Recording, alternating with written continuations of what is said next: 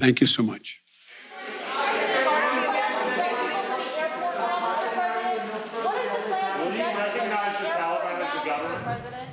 Well, every president has a legacy, and just 8 months into the Biden administration, Sleepy Joe's legacy is quickly becoming the guy who turns his back on America. He's now officially has the blood of American soldiers on his hands as the commander-in-chief during this debacle of a troop drawdown in Afghanistan. But he's certainly not the first president to fail at his turn at bat and then lie about it. Presidential historian and former advisor to President George H.W. Bush, Doug Weed, joins us, and presidential historian and Reagan biographer Craig Shirley, he joins us as well. Craig, I'll start with you. Does this complete lack of leadership prove that the Biden of old no longer exists? The whispers of cognitive decline may actually be coming to fruition. What is your perspective here? I don't know about the Biden of old, but I can tell you about that. Biden of old probably is the same as the Biden of today, weak and flaccid and rudderless.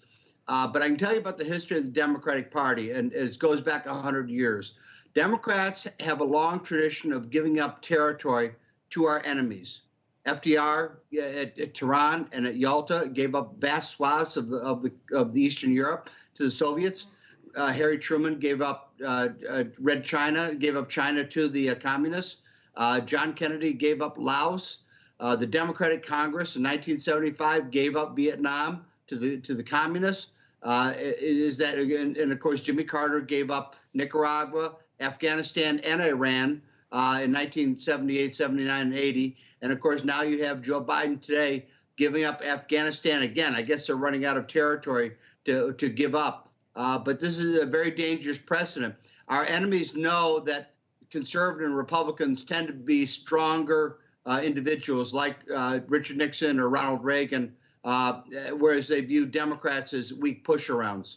And that's not bias. That's just the plain truth. Right. Doug, want to get you in here. Want to take a listen to what President Obama said about Afghanistan over the course of his 8 years in office. Take a listen.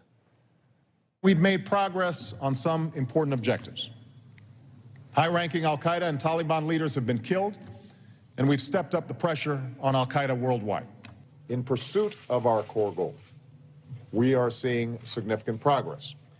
Today, al-Qaeda's senior leadership in the border region of Afghanistan and Pakistan is under more pressure than at any point since they fled Afghanistan 9 years ago. The tide of war has turned in Afghanistan.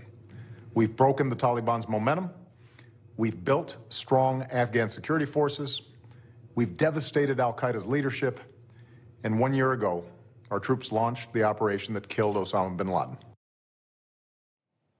Well, Doug, I'll come to you. It seems as if we have learned nothing. We have a president that seems to think that simply because al-Qaeda is gone, that means victory, even though they've been replaced with the same guys who went to work for a different organization with a different name, but the same objective, killing Americans, spreading terror, and reigning in freedom wherever they roam. How do we get to the point where we can actually have America first leadership again? Because clearly this president is very much not interested in anything resembling that. Well, we're not going to get it with Joe Biden ever. And we wouldn't have gotten it with Barack Obama, whose announced policy was to downgrade ISIS, not eliminate ISIS, but downgrade. He referred to the call to prayer as the sweetest sound on earth at sunset. They did everything they could to appease radical Islam in hopes of diminishing the number of recruits they could make, contrasted to Donald Trump, who said, I'd bomb the hell out of them. Donald Trump was a businessman. Politicians don't understand money. When they need money, they just produce more of it. Donald Trump understood that ISIS needed money from the sale of artifacts from antiquities, and he went after the billionaire collectors who were buying those artifacts, dried that source up, went after the oil that ISIS was selling, dried that up. But now here we go again. Biden is leaving in Afghanistan and billions of dollars worth of weapons behind, just like we did in Iraq, and probably will have the same consequences. Right, absolutely. Yes. I mean, what a difference a few years makes. Craig, want to come to you, want to play this shot from former President Trump back in 2017. The consequences of a rapid exit are both predictable and unacceptable.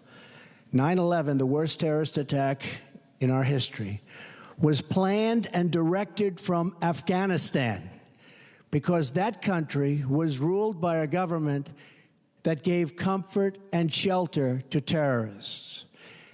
A hasty withdrawal would create a vacuum that terrorists, including ISIS and al-Qaeda, would instantly fill, just as happened before September 11th. Craig, quickly, it seems as if President Trump was a fortune teller, but then again, yes, most people could see the obvious, that if you create a vacuum, terrorism will fill that vacuum in the region.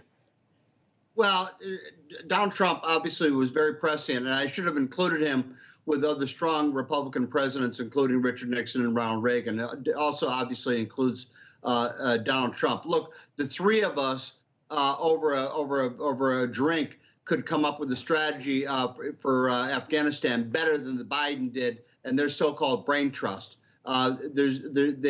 Nobody's resigned, which is a human tragedy.